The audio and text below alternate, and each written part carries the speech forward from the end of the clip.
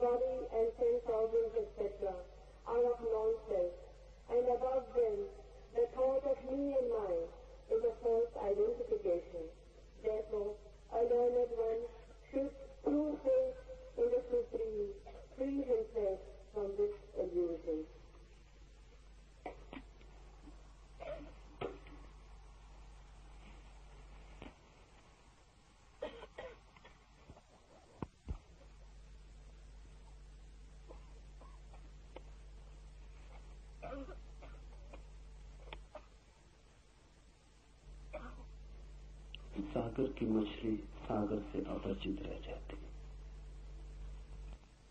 इसलिए नहीं कि सागर बहुत दूर है,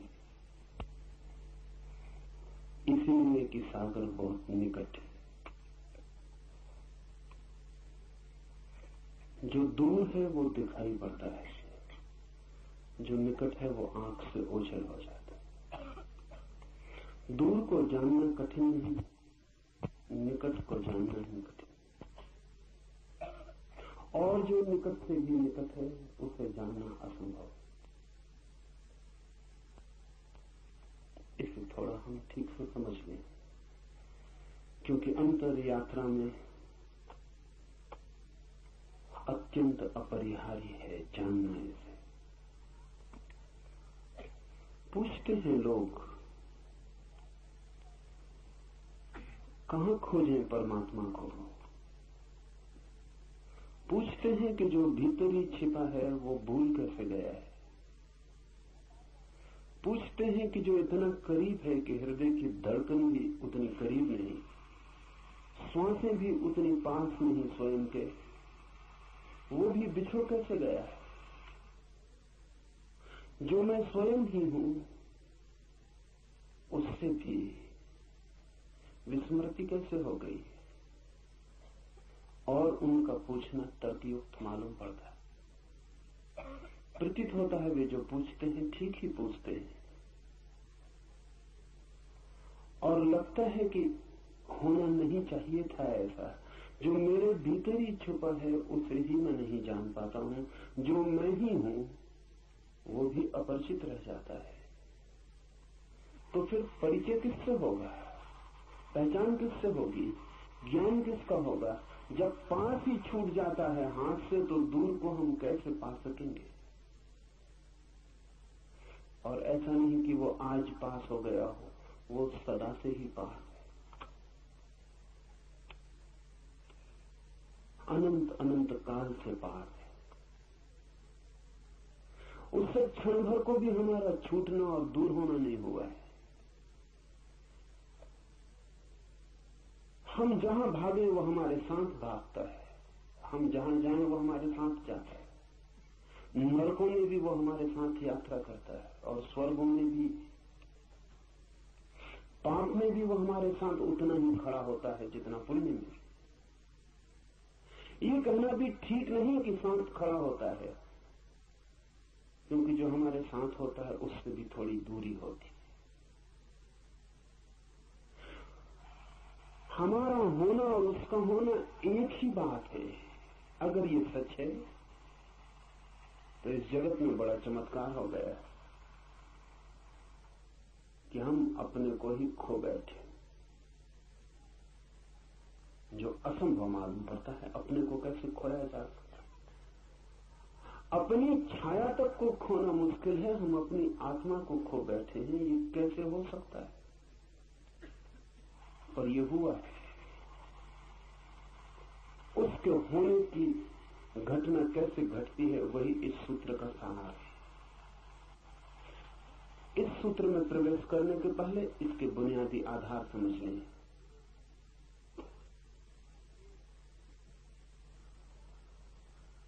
आंख की सीमा है, एक परिधि है। उससे ज्यादा दूर हो तो आंख नहीं देख पाती, उससे ज्यादा पास हो तो भी आंख नहीं देख पाती। आंख के देखने का एक विस्तार है। किसी चीज को आंख के बहुत पास ले आए फिर आंख नहीं देख पाएगी, बहुत दूर ले जाए तो भी आंख नहीं देख पाएगी। तो एक क्षेत्र है जहां आंख देखती है, और इस क्षेत्र के उस पार या इस पार आंख अंधी हो जाती। और आप तो इतने निकट हैं कि आंख के पास ही नहीं है, आंख के पीछे है। यही अड़चन है। ऐसा समझिए कि दर्पण के सामने खड़े हैं तो एक खास दूरी से दर्पण पर ठीक प्रतिबिंब बनता है।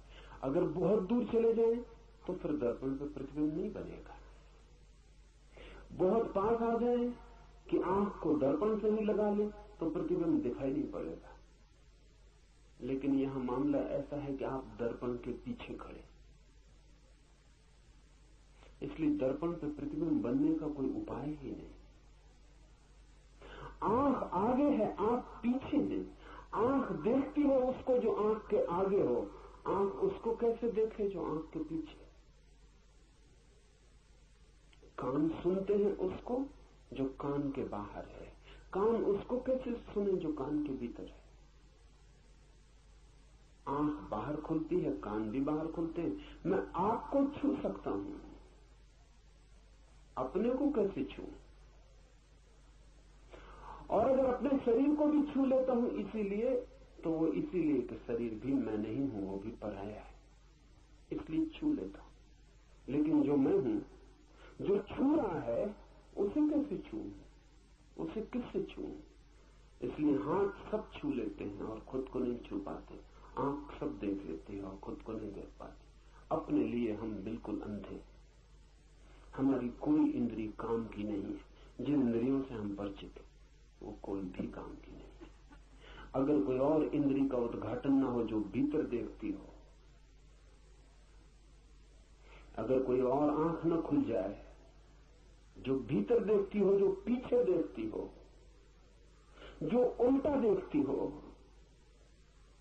कोई कान न खुल जाए जिस पर भीतर की ध्वनि तरंगें भी प्रभाव लाती हो, तब तक हम स्वयं को देख और जान और सुन न पाएंगे। तब तक स्वयं को छूने का कोई उपाय नहीं।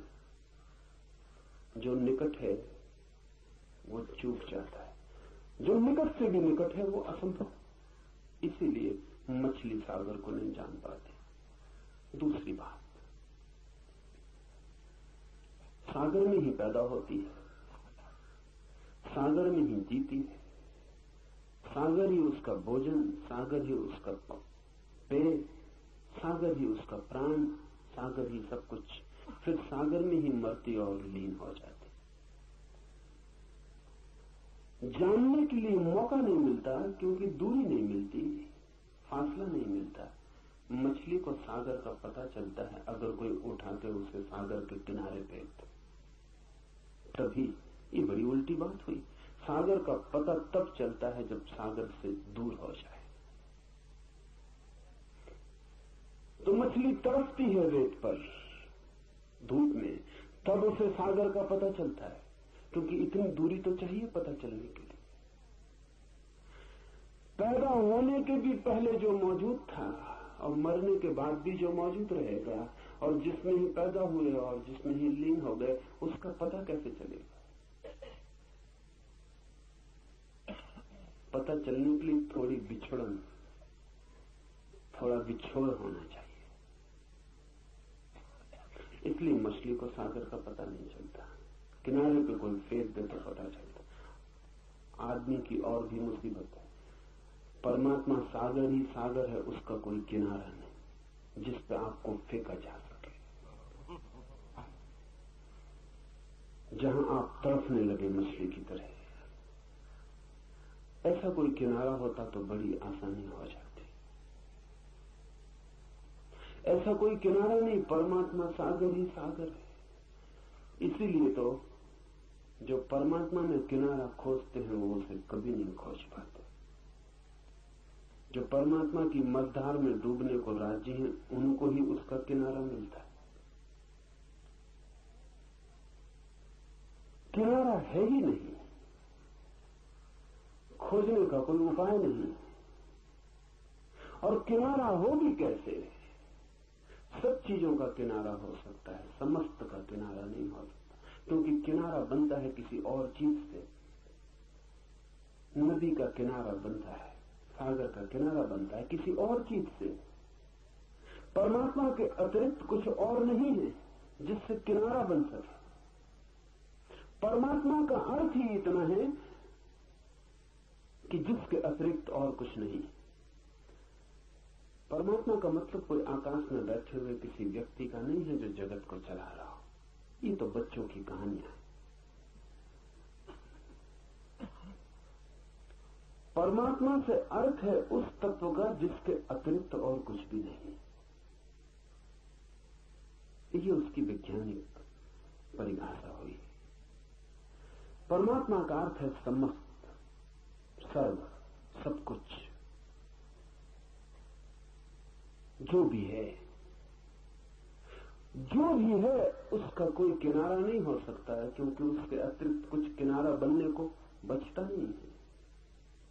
इसलिए परमात्मा मझधार है, वहां कोई किनारा नहीं। जो डूबने को राजी है वो उबर जाता है, जो उबरने की कोशिश करता है बुरी तरह डूबता है।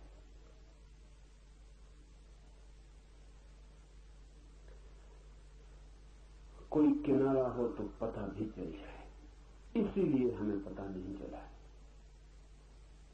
उसी में हम हैं, जिसे हम खोजते हैं उसी में हम हैं, जिसे हम पुकारते हैं उसे पुकारने की जरा भी जरूरत नहीं है, क्योंकि इतना भी दूरी नहीं है कि हमारी आवाज हमें जोर से पुकारनी पड़े। इसलिए कबीर ने कहा है कि क्या तुम्हारा खुदा बहरा हो गया जो तुम इतने जोर से अजान पढ़ते हो? क्या तुम्हारा ईश्वर बहरा हो गया जो तुम इतने जोर से पुकारते हो?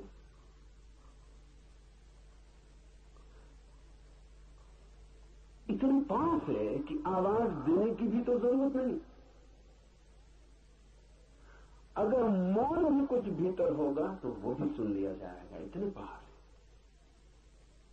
है। दूसरे को पुकारना हो तो आवाज देनी पड़ती है, खुद को पुकारने के लिए आवाज देने की भी क्या जरूरत है?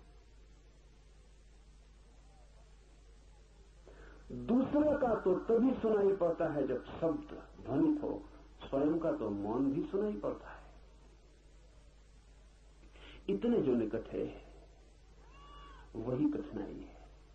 इसे ठीक से ख्याल में ले लें कि सत्य से हम इसलिए चूक गए हैं क्योंकि हम उसी में पैदा होते, उसी से बनती हमारी मांस मज्जा, उसी से निर्मित होती हमारी हड्डियां, वही है हमारा श्वास, वही है हमारा प्राण, वही सब कुछ है। अनेक अनेक रूपों में, अनेक अनेक द्वारों से हम उसी का जोड़ हैं, उसी का खेल। फासला बिल्कुल नहीं है, इसलिए स्मरण नहीं आता, इसलिए स्मरण असंभव हो गया है। इसलिए संसार तो बहुत दिखाई पड़ता है, सत्य बिल्कुल दिखाई नहीं पड़ता। संसार दूर है, जगह है दोनों के बीच में। इसलिए संसार की वासना जगती है। वासना का अर्थ क्या है? वासना का अर्थ है जिससे हमें दूरी मालूम पड़ती हो उससे दूरी मिटाने की कोशिश। वासना का अर्थ है जिससे हमें दूरी मालूम पड़ती हो उससे दूरी मिटाने की कोशिश। इसलिए परमात्मा की कोई वासना नहीं, क्योंकि दूरी ही मालूम नहीं पड़ती। या कभी कोई परमात्मा को खोजता भी मालूम पड़ता है तो झूठी वासना मालूम पड़ती। परमात्मा के नाम से कुछ और मालूम पड़ता। नाम परमात्मा का लेता है, चाहता कुछ और है। शक्ति चाहता हो, सिद्धि चाहता हो, धन चाहता हो, पद चाहता हो, कुछ और।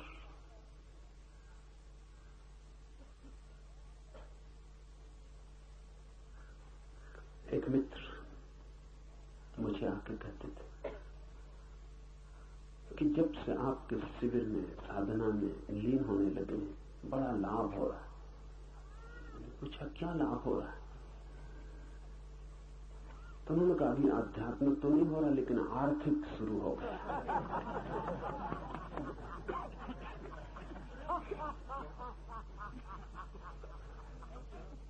ठीक, आध्यात्मिक की इतनी जल्दी भी क्या है? टाला जा सकता, स्थगित किया जा सकता। आर्थिक तत्काल है।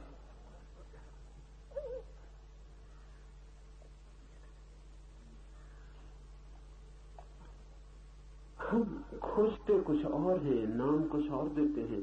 जहां जहां हमने परमात्मा लिख छोड़ा, अगर जरा हम लेबल उखाड़े तो भीतर कुछ और पाया जाए। हम कुछ और चाहते हैं। जो आदमी कुछ और चाहता है परमात्मा के नाम से, वो आदमी उससे ज्यादा बेईमान है जो सीधा संसार चाहता है। कम से कम एक ऑनेस्टी, एक ईमानदारी है, एक प्रामाणिकता है। एक आदमी कहता है मैं धन चाहता हूं, एक आदमी कहता है मैं काम वासना चाहता हूं, एक आदमी कहता है मुझे पद चाहिए, अहंकार की तृप्ति चाहिए, एक आदमी कहता मैं तो परमात्मा चाहता हूं। लेकिन परमात्मा की चाह में मन उसका कुछ ऐसा ही है कि एक दिन दुनिया को दिखा दूं कि मेरी मुट्ठी में परमात्मा भी है। इसलिए परमात्मा की खोजी को अगर ख्याल से देखें, अगर उसका अहंकार बढ़ता जाए तो समझना कि उसकी खोज किसी और चीज की। अहंकार क्षीण होता जाए, टूटता जाए, विसर्जित होता जाए तो ही समझना कि खोज परमात्मा की। सन्यासियों की अकल जाहिर है, महात्माओं की अकल, बड़े बड़े राजनीतिक भी मात हो जाए उस अकल से। राजनीतिक की तो खोज ही ठीक है, उसी अकल के लिए, बाकी भी साफ, उसमें कुछ जाल नहीं है ज्यादा, कुछ होने का मजा ही सारी बात है। लेकिन महात्मा की बात कुछ और है, वो कहता है ना कुछ होने की खोज में, और फिर कुछ होता चला जाता है। दो महात्मा मिल जाए तो उनको एक तख्त पे बिठाया नहीं जा सकता, क्योंकि ऊंचे नीचे कौन बैठे, कहां बैठे। इसीलिए महात्मा मिलते नहीं एक दूसरे से, क्योंकि बड़ी दिक्कतें आती हैं। एक मित्र पागल है, थोड़े पागल ऐसे कि महात्माओं को मिलाने की कोशिश करते हैं। वो मुझसे कहने लगे कि बड़ी मुसीबतें आती, यहां तक सवाल उठता है कि अगर दो महात्माओं को मिलाए तो नमस्कार में पहले हाथ कौन जोड़े।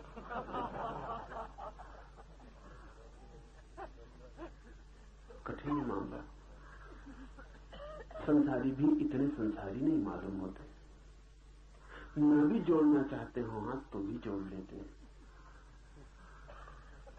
मन में भला होता हो कि दूसरी पहले जोड़ता है, लेकिन फिर भी इसको छिपा के चलते हैं, अभद्र मालूम पड़ता है। लेकिन महात्माओं को अभद्र भी नहीं मालूम पड़ता। कुछ महात्मा तो नमस्कार करते ही नहीं, उन्होंने व्यवस्था ही बंद कर रखी है, वो सिर्फ आशीर्वाद देते।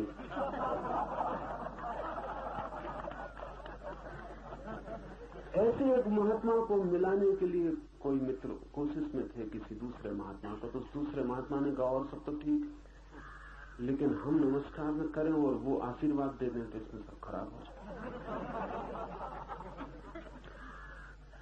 ये हमारी खोज कुछ और है, धर्म से कुछ, परमात्मा से कुछ लेना देना नहीं। हम कुछ और चाह रहे हैं, हम कुछ और मांग रहे हैं, लेकिन बेईमान हैं और हमने शब्द कुछ और ओढ़ रखे। परमात्मा की खोज कैसे हो, क्योंकि दूरी नहीं है। दूरी हो तो वासना जगती है, फासला हो तो दिल होता है दौड़े, फासला हो तो जीतने की आकांक्षा पैदा होती, कठिनाई हो तो अहंकार को रस आता है पराजित करने का, जीतने का। फासला ही नहीं, दूरी ही नहीं, परमात्मा मिला ही हुआ है। ऐसी हालत जैसे कि तेंजिंग या हिलरी एवरेस्ट पर चढ़ते हैं तो मजा क्या है, पहला आदमी मनुष्य के इतिहास में एवरेस्ट पर खड़ा हो जाता, और तो एवरेस्ट पे कुछ भी नहीं है, लेकिन एवरेस्ट पर पहला आदमी इतिहास का खड़ा हो जाता है तो अहंकार को एक ऐतिहासिकता मिल जाती। अब दुनिया में जब तक एवरेस्ट है तब तक हिलेरी और तेंजिंग का नाम मिटाना मुश्किल है।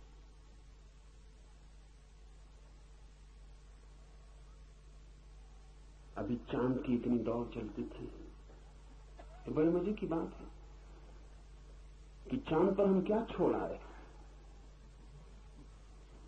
जो गए वो ईसाई है, लेकिन जीसस की मूर्ति नहीं छोड़ा है, झंडा छोड़ा है अमेरिका का। थोड़ा सोचिए, झंडे असली हैं, जीसस वगैरह सब झूठे हैं। ख्याल भी नहीं आया अमेरिका के यात्रियों को कि जीसस की एक छोटी मूर्ति भी ले जाएं कम से कम। झंडा ले गए। झंडा है असली आदमी का अहंकार। और जीसस का भी कभी काम नाम ले लेते हैं तब उसका मतलब भी झंडा ही होता है और कुछ मतलब नहीं होता। जब लड़ना हो, झंडा ऊंचा रहे हमारा, तब जीसस, राम, कृष्ण, बुद्ध सब आ जाते हैं। मगर उनका भी उपयोग झंडे से ज्यादा नहीं है। वो भी आदमी के अहंकार पर लगाई गई पताकाएं। चांद पर हम छोड़ आए हैं झंडे। आदमी इस आकांक्षा में लगा रहता है कि कुछ मैं कर दिखाऊं जो मैं ही कर पाऊं, ताकि मेरा मैं एक ऐतिहासिकता ले ले। पर अगर आप एवरेस्ट पे ही पैदा हुए हो तब बड़ी मुश्किल में पड़ जाएंगे। झंडा भी कहां लगाएं। आदमी परमात्मा पर ही पैदा हुआ है, वही है। आप वहां हैं ही, वहां से आपका कभी जाना नहीं हुआ। वही है आपकी भूमि जहां आप खड़े। इसलिए परमात्मा के पाने में कोई अहंकार के लिए दौड़ नहीं है, गुंजाइश नहीं, कोई तरह का रस नहीं मालूम पड़ता। फिर परमात्मा की वासना ही ना हो तो अभीप्सा, प्यास कैसे जगे? परमात्मा की प्यास बड़े उल्टे ढंग से जगती है।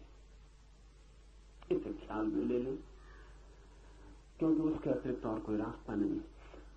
संसार की प्यास जगती है दूरी से, और अगर अलंघ दूरी हो तो आकर्षण भारी हो जाता है। और इसलिए संसार में जो चीजें भी पाली जाती हैं उनका मजा चला जाता है, क्योंकि दूरी खत्म हो जाती है। आप एक स्त्री को पाना चाहते थे, फिर पा लिया। आप एक मकान बनाना चाहते थे, बन गया। आप सोने का शिखर चढ़ाना चाहते थे अपने मकान पर, वो चढ़ गया। अब जो मिल जाता है वो व्यर्थ हो जाता है, क्योंकि वो पास आ जाता है, उसमें दूरी नहीं रह जाती। दूर हो, कठिनाई हो, कोई न पा सके, आप ही पा सके, तो ही मजा होता है। अमीरी का मजा अमीरी में नहीं है, बहुत लोगों की गरीबी में। अगर सब लोग अमीर हो जाएं, बात खराब हो जाए। अमेरिका में वही परेशानी है। अमीर का मजा कम हुआ जा रहा है, गरीब भी वही कपड़े पहन रहा है, उन्हीं कारों में चल रहा है, उन्हीं मकानों में रह रहा है। गरीब और अमीर के बीच अब कोई बहुत बुनियादी फासला नहीं। अमीर का मजा किरकिरा हुआ जा रहा है, अमीर परेशान है। वो कुछ और तरकीबें खोज रहा है जो वो ही कर सके, और सभी लोग न कर पाए। परमात्मा में ही हम हैं, इसलिए परमात्मा में कोई अहंकार के लिए बुलावा नहीं, कोई निमंत्रण नहीं, कोई चोट, कोई चुनौती, कोई चैलेंज नहीं। फिर परमात्मा की अभीप्सा कैसे पैदा होती? संसार की अभीप्सा पैदा होती दूरी से, बुलावे से, चुनौती से। परमात्मा की अभीप्सा होती संसार की असफलता से। इसे ख्याल कर लें। जब आप सब तरफ दौड़ चुकते हैं और सब तरफ हार जाते हैं, सब पा लेते हैं और सब व्यर्थ हो जाता है, खोज पूरी हो जाती है और पूरे होते ही नकार हो जाता है, सब शून्य हो जाता है। हाथ में आते ही सब चीजें मिट्टी सिद्ध होती हैं, दूर सब सोना मालूम पड़ती हैं। जितनी हो दूरी उतना स्वर्ण शुद्ध मालूम पड़ता है। जैसे जैसे पास आता है अशुद्ध होने लगता है, और पास आता है मिट्टी होने लगता है। जिन्होंने कथा मिदास की है, कथा में बड़ा व्यंग है।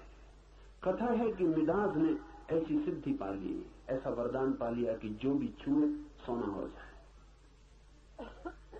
हम सब मिदास से उल्टे, जो भी छुए मिट्टी हो जाए।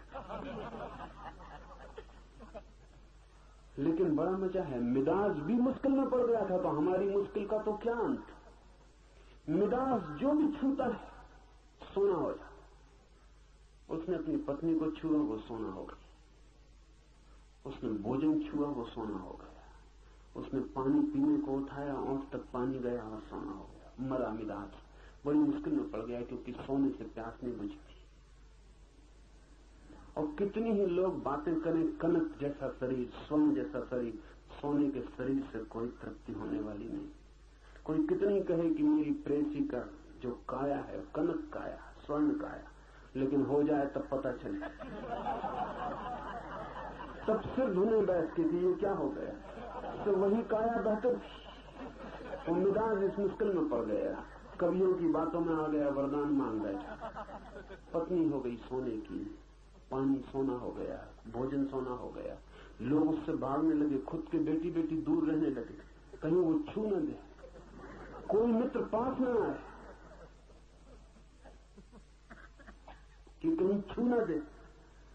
मिजाज अकेला हो गया, भरा पूरा जगत था उसका, सम्राट था, अकेला हो गया, वजीर पास न आए, सदा एक फासला रखें कि बचने का उपाय रहे, भागने की सुविधा रहे, अगर वो छू ही दे। और मिजाज भूखा मरने लगा, पानी मिले ना, भोजन मिले ना, वो चिल्लाने लगा, चीखने लगा कि भगवान वापस कर दे, वही ठीक था। ये तो वरदान अभिशाप हो गया। मिजाज की यह हालत हो गई, सब चीजें सोने होने लगी, तब हमारी क्या हालत होगी जब जो भी छूते हैं मिट्टी हो जाता। पत्नी दूर थी तो सोने की मालूम पड़ती थी, जिस दिन विवाह किया उसी दिन मिट्टी की हानि शुरू होती। 2-4 साल बाद मिट्टी रह जाती, कुछ नहीं होता, सब चीजें मिट्टी हो जाती, जो भी छुए मिट्टी हो जाता है। जिस दिन आपको ये अनुभव होता है कि सब दौड़ व्यर्थ है, उस दिन आप उसी जगह खड़े रह जाते हैं जहां परमात्मा है। जिस दिन आपको पता चलता है कि दौड़ के कुछ भी नहीं मिला, कुछ भी नहीं पाया, उस दिन दौड़ते नहीं है, और न दौड़ने की वजह से वो दिखाई पड़ जाता है जो दौड़ने की वजह से दिखाई नहीं पड़ रहा था। दौड़ने की धुन थी सवार, तो दूर की चीजें दिखाई पड़ती थी। दौड़ना व्यर्थ हो जाए तो दूर से आंख पास लौट आती है, और अगर सारी ही दौड़ व्यर्थ हो जाए तो आंख उल्टी हो जाती है। अब तक बाहर देखती थी, अब भीतर देखने लगती। दर्पण घूम जाता है, जब संसार में देखने योग कुछ भी नहीं लगता, पाने योग कुछ भी नहीं लगता, खोजने योग कुछ भी नहीं लगता, जब संसार वासना नहीं रह जाती। इसलिए इतना जोर दिया है बुद्ध ने, महावीर ने, उपनिषदों ने कि निर्वासना द्वार है। वासना है दूर जाने की व्यवस्था, निर्वासना है पास आने का द्वार। इस सूत्र को अब हम ख्याल में ले लें। शरीर के भीतर छिपा है वह अजन्मा, नित्य, कभी पैदा नहीं हुआ जो, और सदा है और सदा है और सदा है। ऐसा जो अजन्मा नित्य है वो इसी शरीर के भीतर छिपा है, लेकिन शरीर को उसका कोई पता नहीं। शरीर है पृथ्वी का अंग, वो पृथ्वी के भीतर छिपा है, पर पृथ्वी को उसका कोई पता नहीं।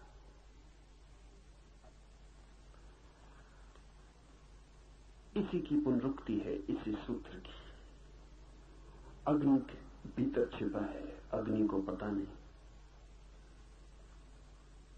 सब जगह छिपा है, और जहां छिपा है, जिसके भीतर छिपा है उसे ही पता नहीं। क्यों? क्योंकि जिसके भीतर छिपा है वो बाहर दौड़ रहा है। आपने कभी अनुभव किया शरीर की भीतर की तरफ दौड़?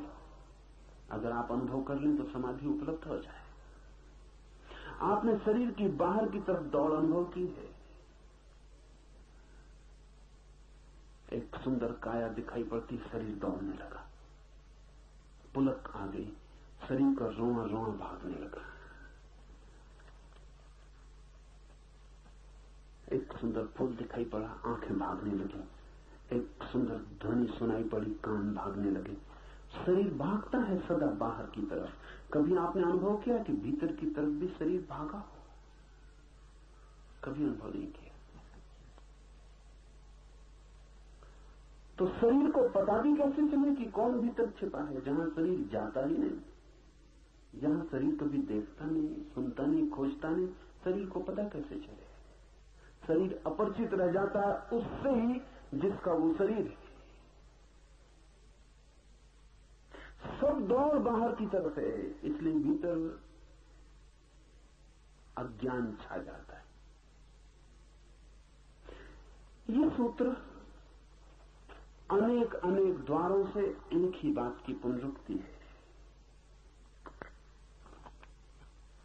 वायु के भीतर जो छिपा है वायु उसे जानती नहीं। मन जिसका शरीर है मन उससे अपरिचित। अहंकार जिसकी देह है अहंकार उसके प्रति अनजान। चित्त जिसका शरीर है अक्षर अव्यक्त जिसका शरीर है वो भी उसे जानते नहीं जो भीतर छिपा है। मृत्यु भी उससे अपरिचित रह जाती है जिसकी मृत्यु घटित होती। जो मरता है, इधर अजीब वाक्य है क्योंकि जो मरता है मृत्यु उससे अपरिचित रह जाती। जो मरता है वो मरता ही नहीं। मृत्यु जब घटती है तो कौन मरता है? कोई भी नहीं मरता क्योंकि शरीर सदा से मरा हुआ है, उसके मरने का कोई उपाय नहीं। और शरीर के भीतर जो छिपा है वो सदा से अमृत है, उसके मरने का कोई उपाय नहीं। सिर्फ संबंध टूटता है। अमृत का और मृत का संबंध टूटता है मृत्यु में, लेकिन मृत्यु इतने निकट भी आके उससे अपरिचित रह जाती है वो जो अमृत है। इसलिए तो हम कितनी बार मर चुके और हमें अब तक पता नहीं चला कि हमारे भीतर वो भी है जो मरता नहीं। इस अपरिचय की प्रक्रिया ही यही है कि निकट आके भी भीतर देखना नहीं हो पाता, देखना बाहर ही होता रहता है। मरता हुआ आदमी देखे, मरने को पड़ा है लेकिन बाहर ही देखता रहेगा। अभी भी भीतर जाने का मन नहीं हो रहा उसका। मृत्यु उसे धकाती है, हटाती है शरीर से, लेकिन वो पकड़ रहा है, जोर से पकड़ रहा है और भी जोर से पकड़ रहा है जैसा उसने कभी नहीं पकड़ा था। इसलिए वृद्ध आदमी कुरूप हो जाते हैं, जवान सुंदर मालूम पड़ते हैं। उसका कारण गहरे में शरीर ही नहीं है। जवान शरीर को पकड़ता नहीं, अभी आश्वस्त है। बूढ़ा शरीर को पकड़ने लगता है, उस पकड़ने से सब कुरूपताएं पैदा हो जाती। बूढ़ा डरने लगता है कि अब मरे, अब मरे, अब मौत करीब है। जितना मौत से डरता है उतना जीवन को जोर से पकड़ता है, और जितना जोर से पकड़ता है उतना ही जीवन कुरूप हो जाता है। बच्चे इतने प्यारे लगते हैं, पकड़ते ही नहीं बिल्कुल, अभी उन्हें पता ही नहीं कि मौत भी है। पशु पक्षी देखे, कितना ही बूढ़ा हो जाए पशु, कितना ही बूढ़ा हो जाए पक्षी, उनकी बात कर रहा हूं जिनका आदमी से सत्संग नहीं है। आदमी तो बिगाड़ ही देता है।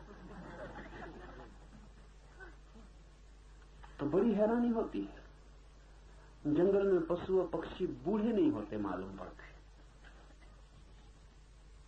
जैसा बुढ़ापा आदमी को पकड़ता है ऐसा पशु पक्षियों को पकड़ता नहीं मालूम पड़ता। बच्चे ही बने रहते हैं, किसी गहरे तल पर उन्हें पता ही नहीं कि मौत होने वाली है, इसलिए कोई शरीर की पकड़ नहीं आती। बच्चे में जो ताजगी है, जीवन सहज है, मौत की पकड़ नहीं है कोई। बुढ़ापे में कठिनाई आ जाती, मौत साफ होने लगती। जिंदगी अब चेष्टा है, अब प्रयास से जीता है आदमी, अब इंच इंच सोच के चलता है कि कहीं मौत ना आ जाए। इससे दुविधा पैदा हो जाती, तनाव बढ़ जाता भीतर, और पूरे समय चिंता संताप पकड़ लेता, वही चित्त को कुरूप कर जाता है। मौत भी नहीं जान पाती उसको जो भीतर छिपा अमृत है। कारण एक ही है कि भीतर देखने की घटना ही तब घटती है जब बाहर देखने का सारा सिलसिला व्यर्थ हो जाए। इसे थोड़ा हम समझ लें। व्यर्थ कई बार होता मालूम पड़ता है, फिर भी होता नहीं। ऐसा नहीं है कि आपको व्यर्थ नहीं हो जाता, आपको भी व्यर्थ हो जाता है। एक कार खरीदने का सोचते थे, खरीद ली। जब नहीं खरीदी थी तो रात उसके सपने भी आते थे। जिस दिन कार की डिलीवरी मिलने वाली थी उस दिन रात सो भी नहीं सके थे, रात भर।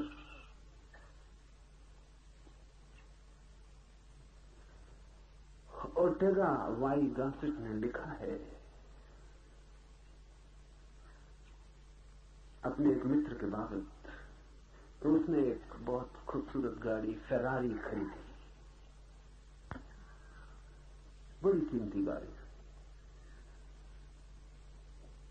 और पहले ही दिन लेके उसे निकला, जरा सी खरोंच लग गई। बच्चा नहीं था मित्र, 50 साल का आदमी था, गैर पढ़ा लिखा नहीं था, यूनिवर्सिटी का प्रोफेसर था, साधारण विषय का प्रोफेसर नहीं था, फिलोसफी का प्रोफेसर। ओर्टेगा वाई गॉसिप में लिखा है कि मैंने अपने उस मित्र को अपनी मां के कंधे पर सिर रखते रोते देखा।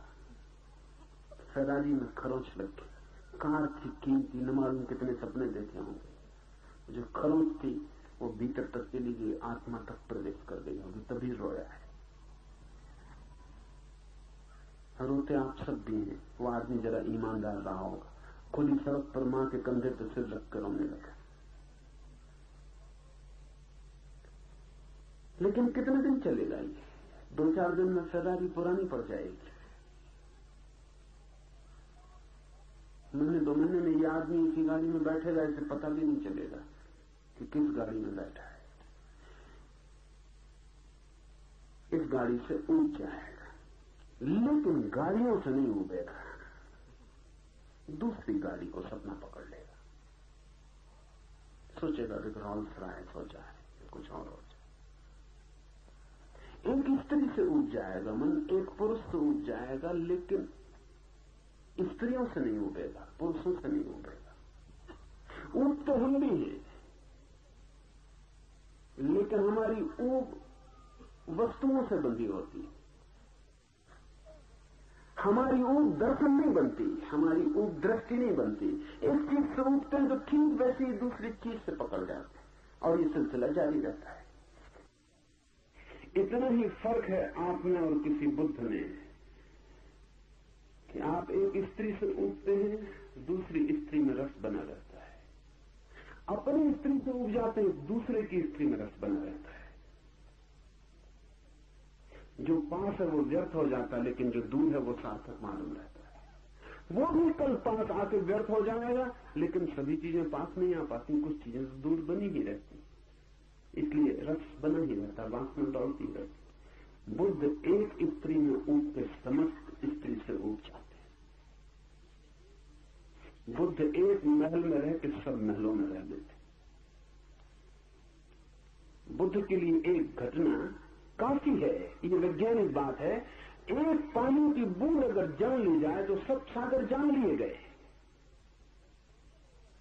वो पागल होगा वैज्ञानिक जो पूरे सागरों की जांच करता रहे और कहे कि जब मैं सब पानी की बूंदों की जांच कर लूंगा तब वक्तव्य दूंगा कि पानी हाइड्रोजन और ऑक्सीजन से बनता है। हम सब वैसे ही पागल हैं। एक वैज्ञानिक एक बूंद को परख लेता, खोज लेता, तोड़ लेता, पा लेता है कि H2O, ये उदजन और ऑक्सीजन के अणुओं का ऐसा जोड़, खत्म हो गए, सब सागर व्यर्थ हो गए, सब सागर जान लिए गए। अब कहीं भी होगा पानी, न केवल इस पृथ्वी पर। वैज्ञानिक कहते हैं कि कोई 50,000 पृथ्वियां होंगी सारे विस्तार में। इन 50,000 पृथ्वियों पर कहीं भी अगर पानी होगा तो भी H2O, तो भी वो बनेगा इसी व्यवस्था से। सारा पानी जान लिया गया एक बूंद को जानकर। एक वासना की व्यवस्था को समझकर सारी वासना को जो जान लेता है वो बुद्ध हो जाता है। एक वासना को पहचान कर उसकी व्यर्थता को, उसकी अनिवार्य व्यर्थता को, उसकी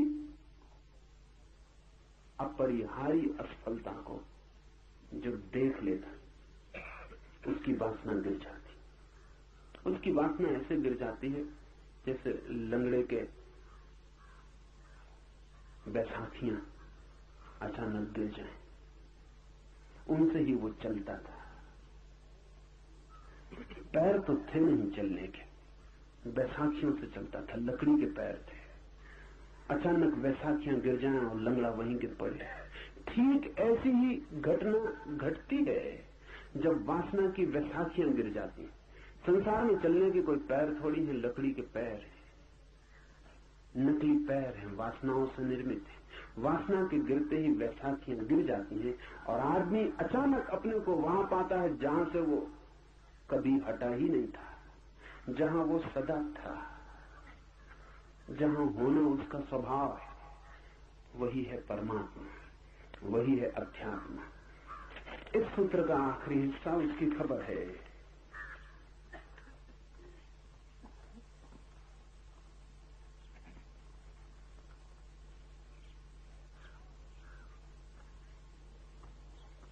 मृत्यु जिसका शरीर है और मृत्यु के अंदर जो है और मृत्यु जिसे जानती नहीं, वही इन सर्वभूतों का अंतरात्मा। उसके पाप नष्ट हो गए हैं और वही एक दिव्य देव नारायण है। देह, इंद्रियां आदि अनात्म पदार्थ हैं, इनके ऊपर मैं, मेरा ऐसा जो भाव है वो अध्यास भ्रम है। इसलिए विद्वान को ब्रह्मनिष्ठा द्वारा इस अध्यास को, इस भ्रम को दूर करना चाहिए। आखिरी बात इस सूत्र में, ये जो वासनाओं की दौड़ है ये इसीलिए है कि हमें दिखता है दूर कहीं कोई सपना पूरा होता होगा। जैसे मरुस्थल में कोई देखता है दूर मालूम होता है जल का सरोवर, दौड़ता है, जल के लिए दौड़ता है, वहां जाके पाता है नहीं है कुछ, रेत ही रेत है, लेकिन तब तक कहीं और जल का सरोवर दिखाई पड़ने लगता है। भ्रम है, अध्यास है। सूर्य की किरणें जब तपती हैं जोर से रेत के ऊपर और वापस लौटती हैं, रिफ्लेक्ट होती हैं, जब वापस लौटने लगते हैं, तो कपती हुई सूर्य की किरणें जब वापस लौटती हैं, उनके कंपन के कारण भ्रम पैदा होता है कि लहरें कप रही हैं। और वो कंपन इतना सतत होता है और कंपन की एक धारा बन जाती है कि अगर पास में कोई वृक्ष खड़ा हो तो उस कंपन में उस वृक्ष की छाया नीचे दिखाई पड़ने लगती है। वो कंपन दर्पण का काम करने लगता है।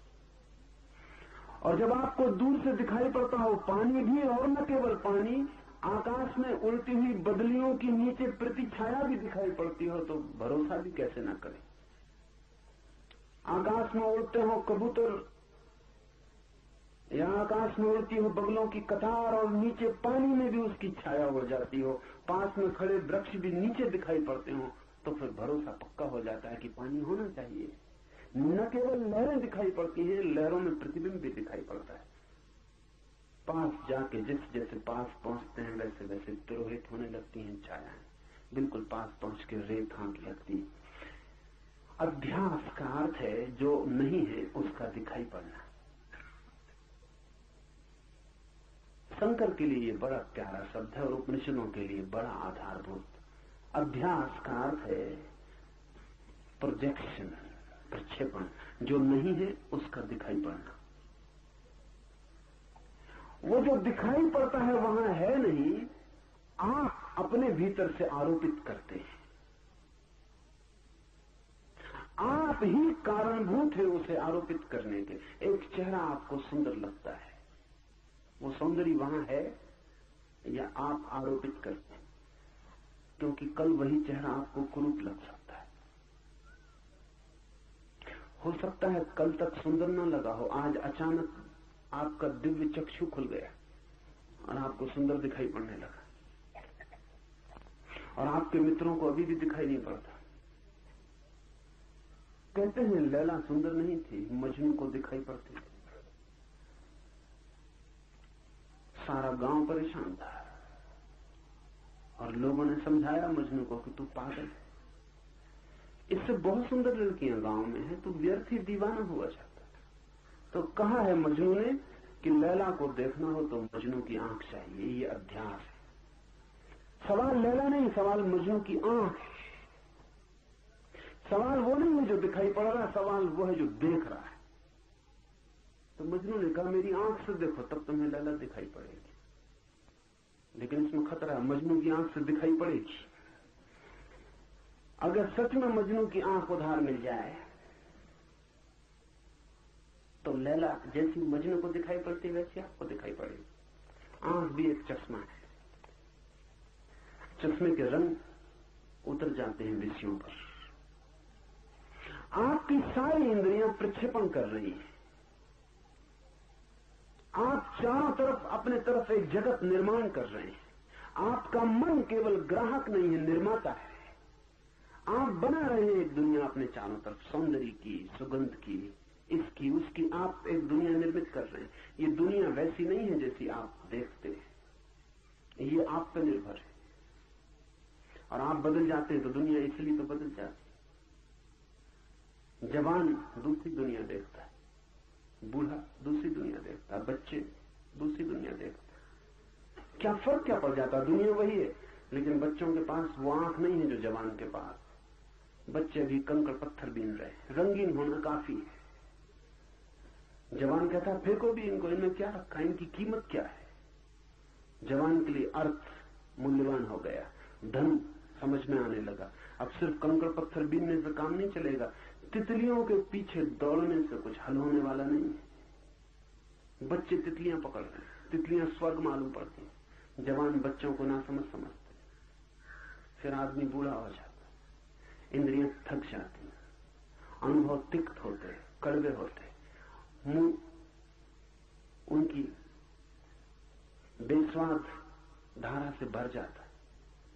जवान भी उसको देखते हैं कि ये भी दूसरी तरह की तितलियां पकड़ रहे हैं।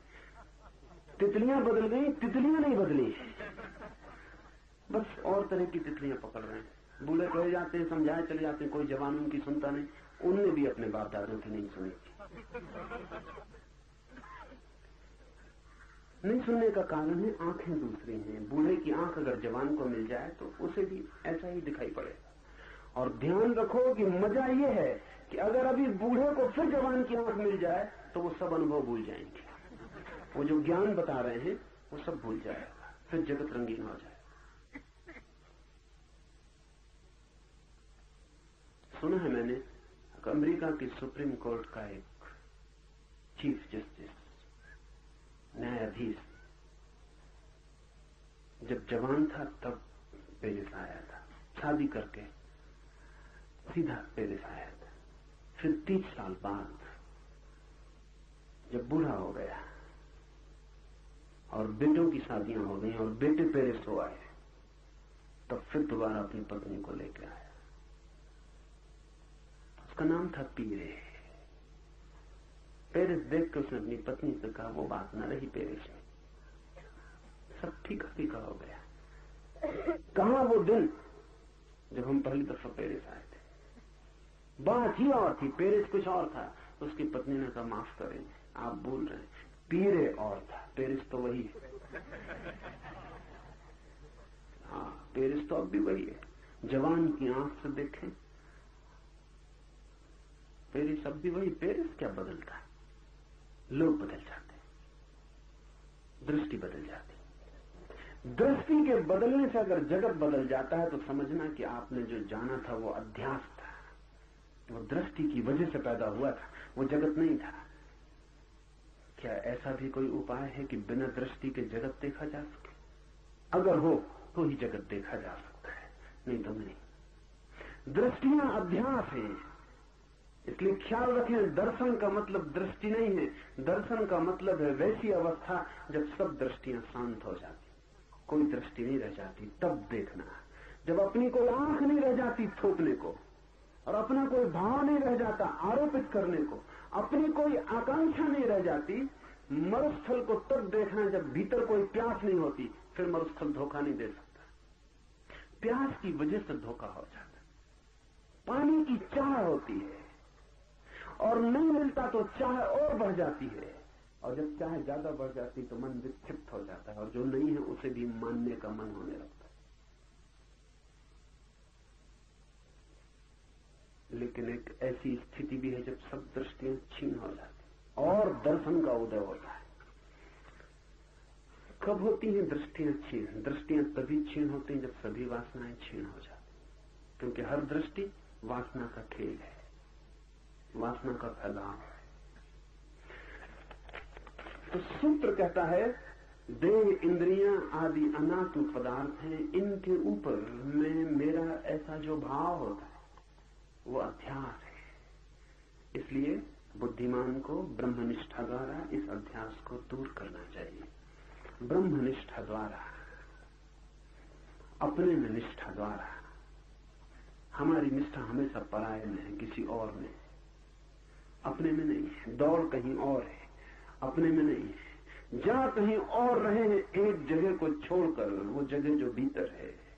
ब्रह्मनिष्ठा का अर्थ है ये वासनाओं की दौड़ हट गई, आदमी अपने में खड़ा हो गया। आदमी वहीं खड़ा हो गया जहां कोई मन नहीं है, कोई इंद्रियां नहीं है, कोई शरीर नहीं है, सिर्फ शुद्ध चैतन्य है। उसमें प्रतिष्ठित होते ही सब अध्यास टूट जाते और तब संसार नहीं है, ब्रह्म ही है।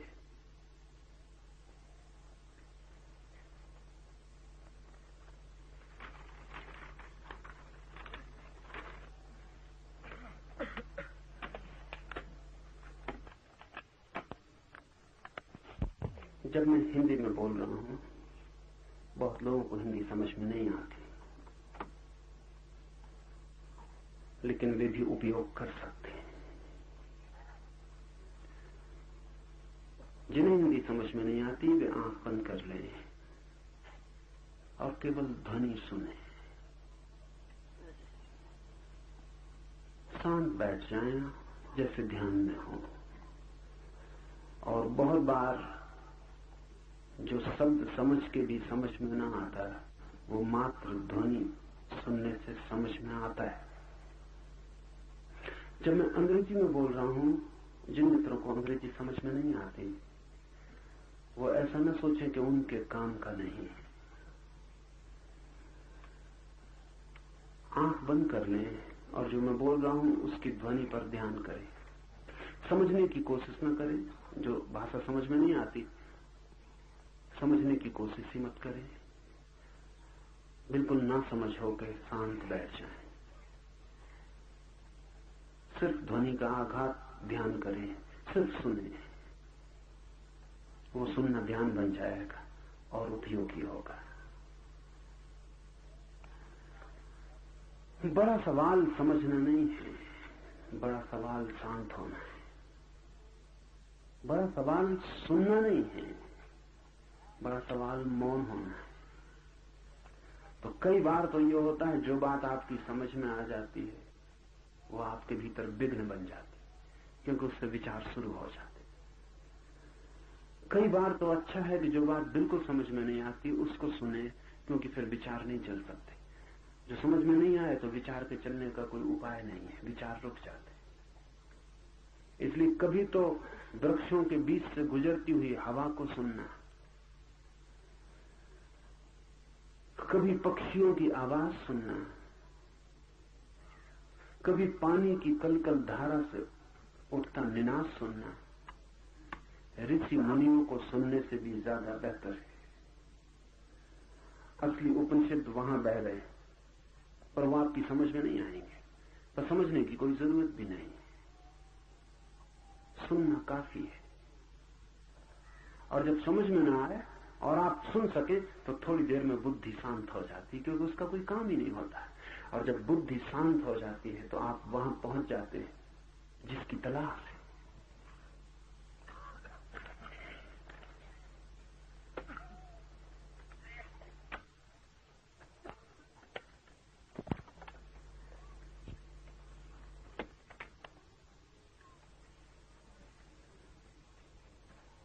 Man is a periphery, but also a center. Man is a circumference, but not only that. Your body is your circumference, but not you. This sutra is concerned with the identification of consciousness with the body, the identification of the center with the periphery.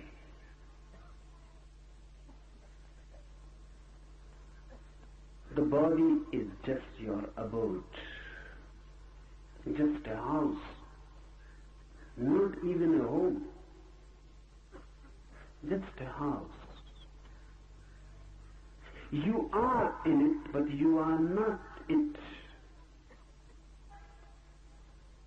But the mind believes itself to be the body. That is known as adhyas, illusion, projection. Why this mind takes body as identical with it, as one with it. The nearness, the constant nearness, the intimacy between the two. And body begins to be reflected in the mirror of the mind. And constant association, not only in this life, but of many lives. By and by, you become one with that which has been in association with you. It becomes a habit. For millions of years, consciousness has existed in bodies. And because of that, it is identified with it. This identification is the only error, the only ignorance, the only sin for Eastern approach. This is the original sin, to be identified with the body.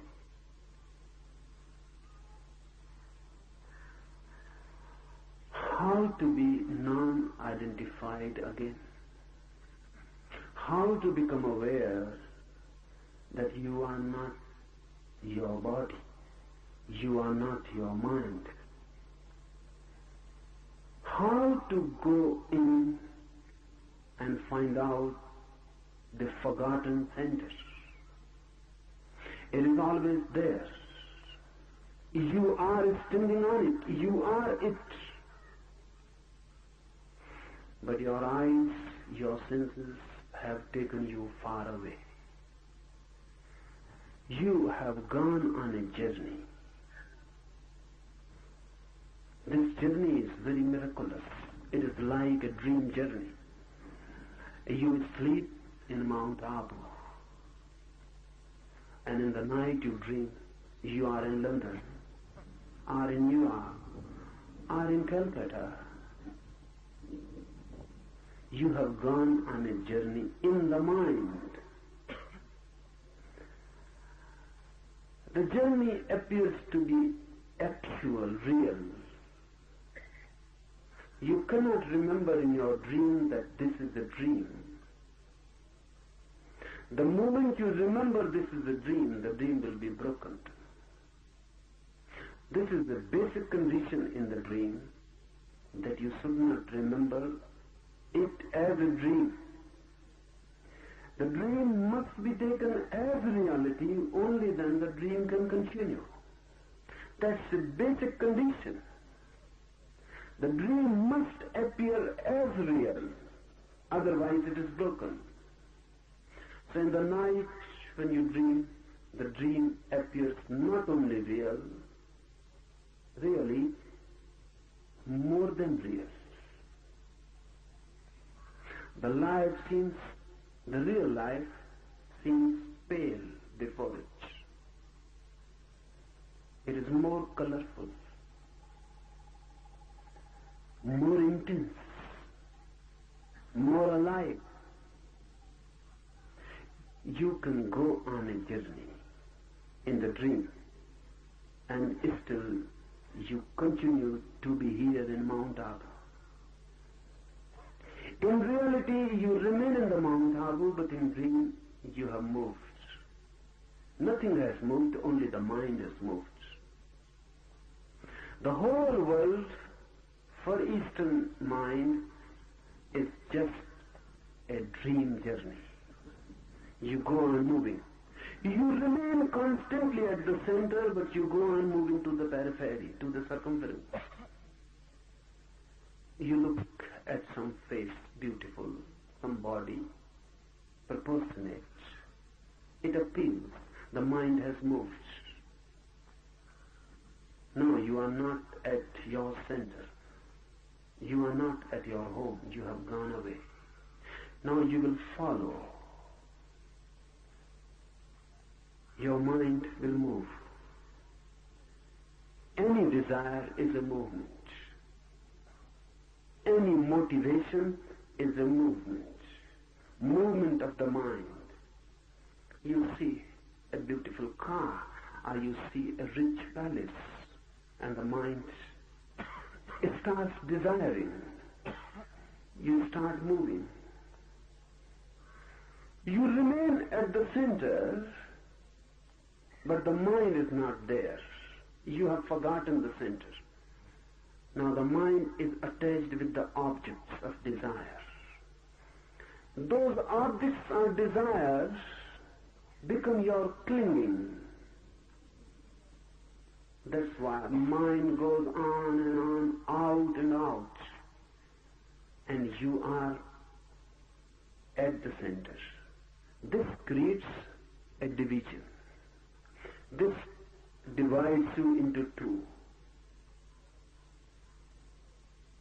And because you never return to the center, you never go back to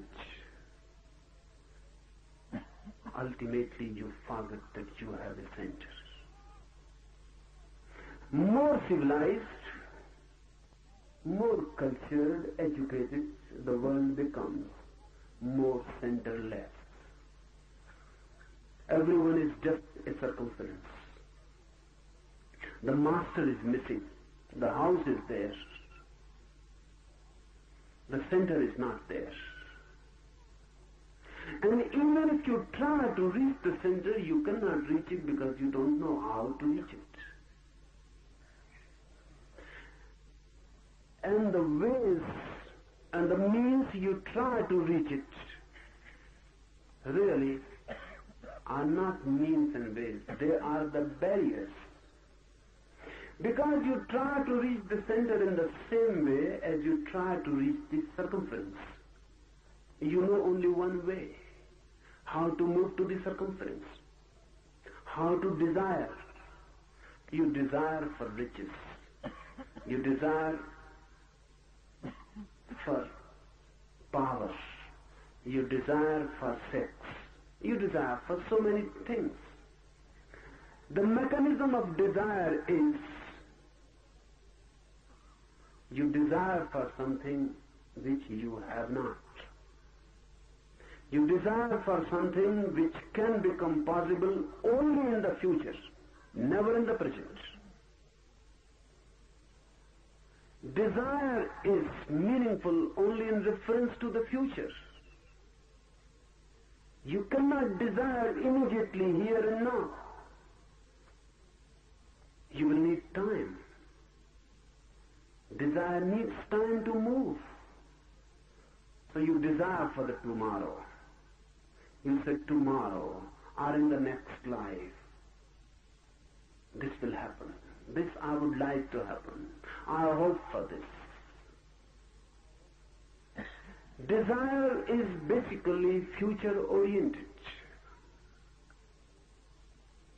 And desire means something which you don't have. This mechanism, if you apply to the inner journey, will become a barrier. This mechanism cannot help. Because the basic situation differs. Not only differs, it is absolutely diametrically opposite. Your being, your center is not something to be achieved in the future. It is here and now. It is already the case. You can have it immediately. No time is needed to move to it. Really, no movement is needed. Just an awareness, and you are there. You have not moved away. You are just unaware. You have not gone anywhere so that you have to come back. You have never gone in reality, only in dream.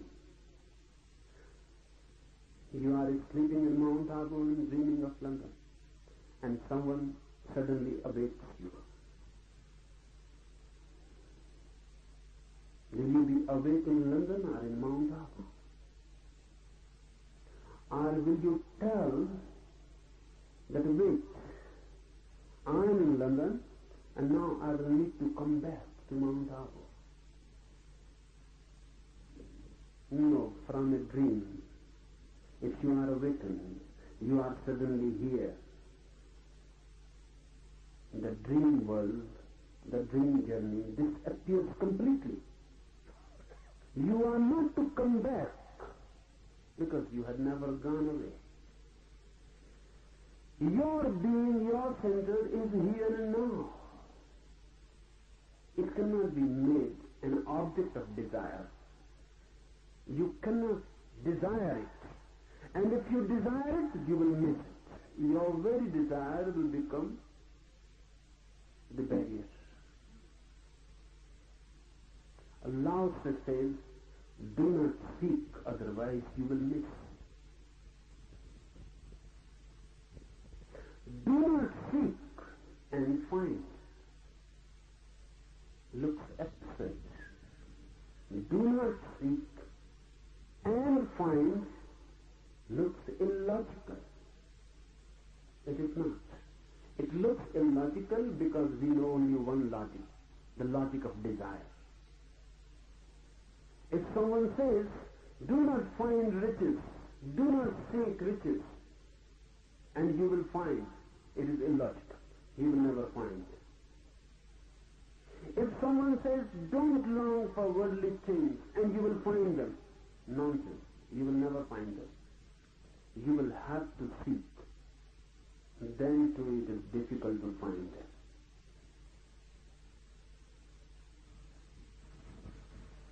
But it is not illogical for the inner journey. Note it, understand it deeply. The inner journey is just the reverse. From center to periphery, this is the way. Create an object of desire and then move towards it. Just the reverse is the way which goes in. Don't create any object of desire. And don't move, and you will reach it, because you are already there. Any movement, anywhere, and you will miss your center. No movement, and you are there, suddenly awakened. But because we know only one logic, one method, to reach a certain thing, we go on applying it towards the inner journey. That creates hindrances. They are self-created. Nothing is to be done to reach the center. I repeat, nothing is to be done to reach the center. It is there. If you can be in a non-doing movement, you will find it. Or, we can say it, non-doing is the doing for the inner center. Non-desiring is the way for the inner center. Just being, not becoming, is the gaining of it. But the mind will ask what to do. Even if I say, don't do anything, the mind will constantly go on asking, but how? How not to do anything? What to do to achieve this non-doing, this non-action?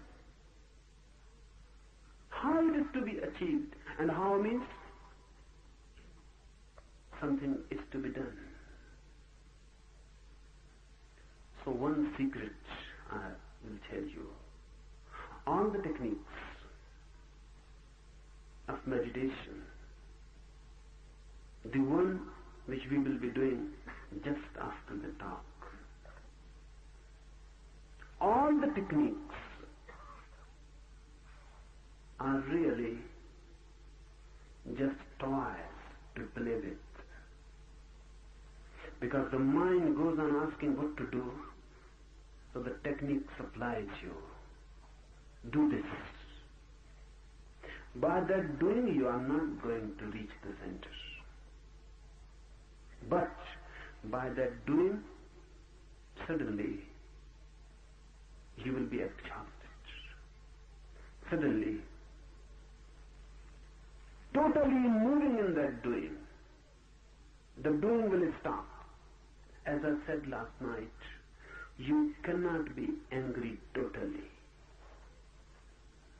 If you try to be totally in anger, anger will disappear and compassion will arise. You cannot be hating totally. If you hate totally, at the climax, hate will disappear and love will arise. You can be in love totally. The same. If you do, in no doing you can be totally. Your being remains out of it. You go on doing a certain thing, your being remains out of it. It can never be total. You walk. Can you walk totally? You cannot. Because a certain inner point remains non-walking.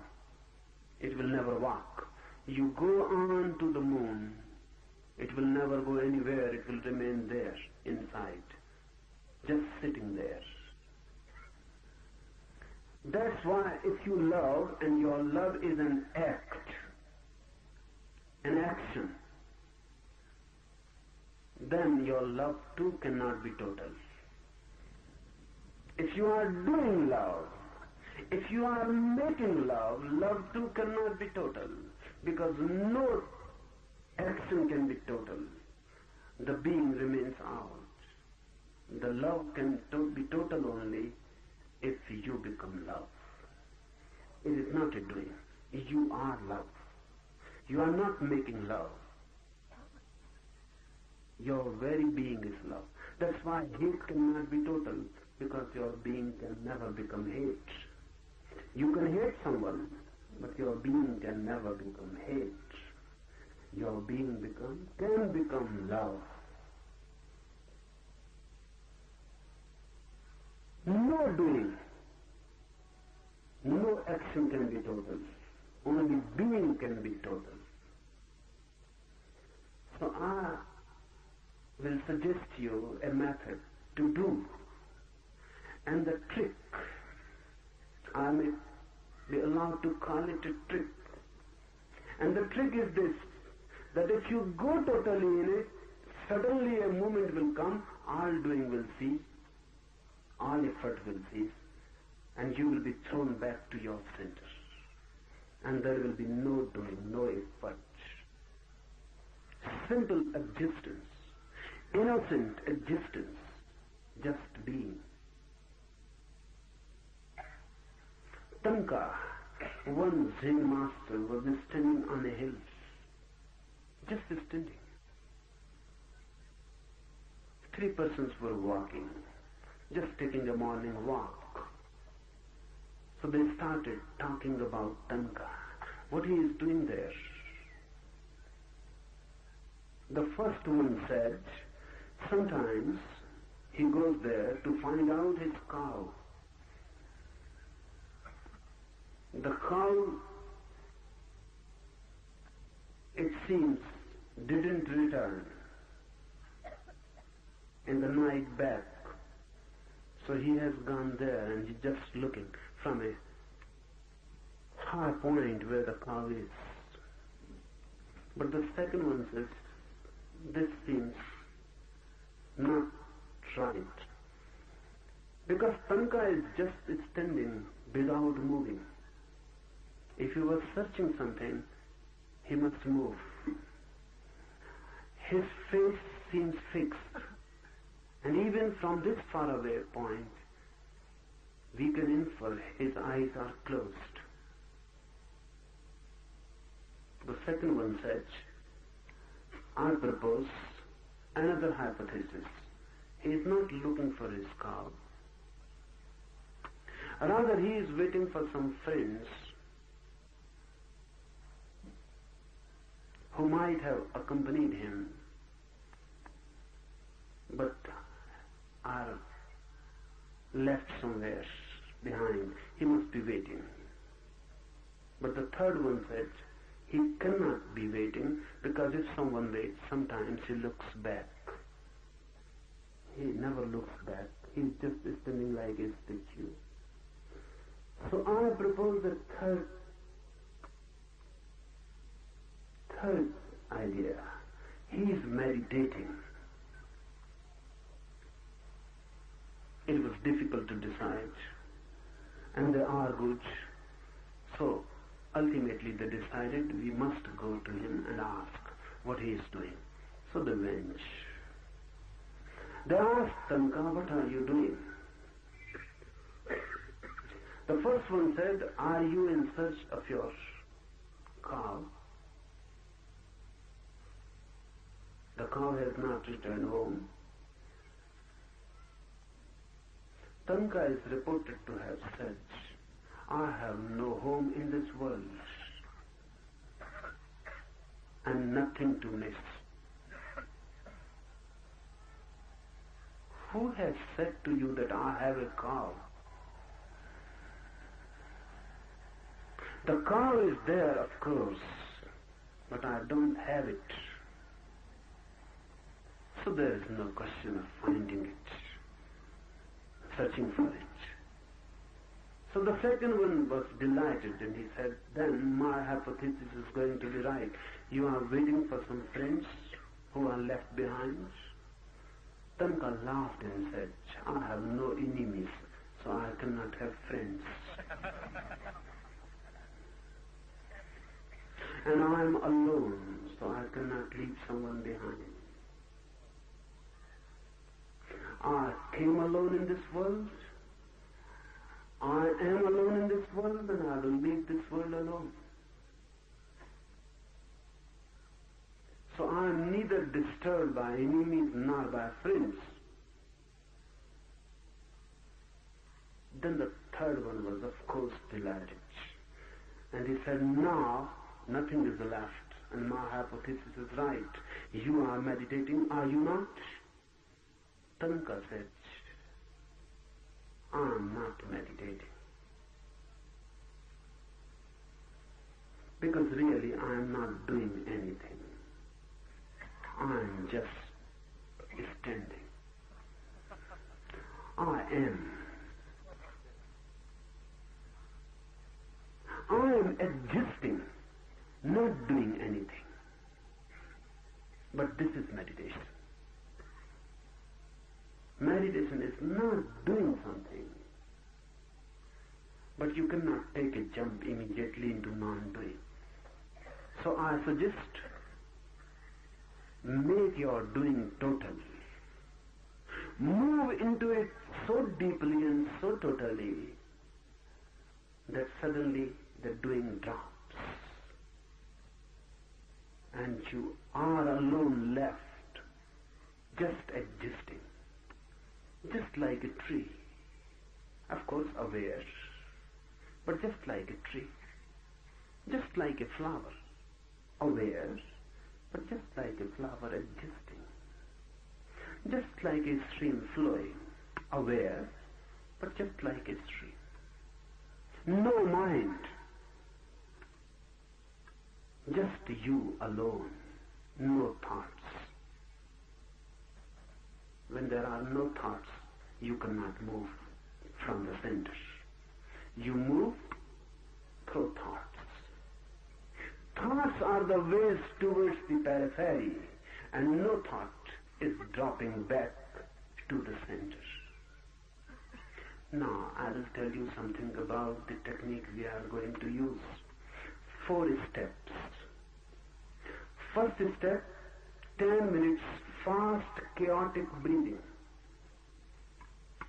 with no system.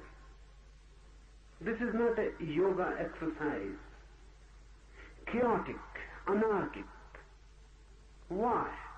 Because if you use any systematic breathing, any rhythm, the mind can control it. Mind can control any system. Mind is the great systematizer. So we are here to break the systems, the system of the mind.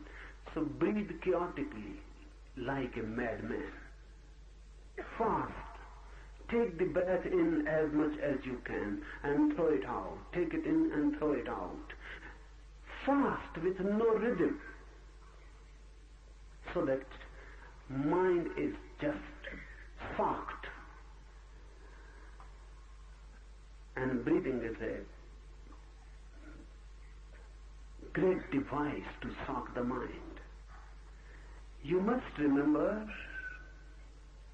that with every emotion, breathing changes. And every emotion has its own system of breathing. When you are in love, breathing is relaxed. When you are angry, breathing can never be relaxed. When you hate someone, breathing is different. When you are in compassion, breathing is different. When you are at ease, breathing is so silent that you cannot even feel it. When you are tense, breathing cannot be silent. You can feel it. This chaotic breathing belongs to no emotion. So simply by doing it, you transcend emotions and the mechanism of the mind. And the mind is just thrown off. It cannot continue. 10 minutes mad, fast breathing. Second step is a deep catharsis.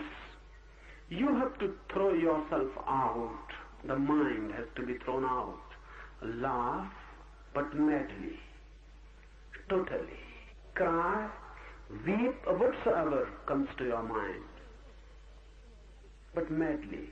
Jump, dance, do whatsoever comes to your. And if nothing is coming, then too, try something. Because mind is a long suppression. So sometimes you feel nothing is coming. Start. Choose anything. Laugh, cry, scream, jump, dance. But do something. Don't just stand there. Do something. And whatsoever you are doing it, do it exaggeratedly. The second step, you must throw your whole civilization, the whole culture. Just be like children, with no fear, the fear of the others. Your eyes are to be closed. You have to use a blindfold. In the third, when all the nonsense that is suppressed is thrown out, when all the madness is thrown out, you have to use a mantra. The mantra is the sound of who. Who? Meaningless. It is just a sound with no meaning attached to it. Just who. It is not WHO. It is HOO. Who. Loudly you have to make it and dance with it and move it in totally so that you are exhausted completely. And in the fourth step, you are not to do anything. You are just to fall down and